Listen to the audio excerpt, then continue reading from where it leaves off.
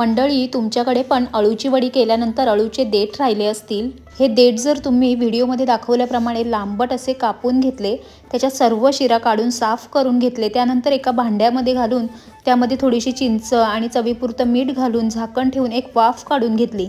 शिजल्यानंतर त्यातलं सगळं पाणी काढून घेतलं। नंतर हे देठ एका बाउलमध्ये घेऊन त्यामध्ये आवडीप्रमाणे मसाला, हळद, आलं लसूण पेस्ट आणि चवीप्रमाणे मीठ घालून मिक्स करून घेतलं। हे बाजूला ठेवून दुसऱ्या प्लेटमध्ये रवा, तांदळाचं पीठ, मसाला, हळद, मीठ घालून मिक्स करून घेतलं। आता मॅरिनेट केलेले देठ या बनवलेल्या पिठामध्ये घोळवून घेतले। त्यानंतर पॅन व्यवस्थित गरम करून त्यामध्ये तेल घालून गरम झाल्यावर एक एक देठ अलगद तेलामध्ये सोडले।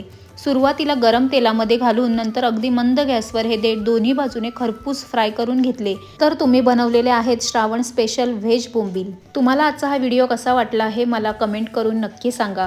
व्हिडिओ आवडला असेल तर लाईक, शेअर, सबस्क्राईब करा। थँक्यू।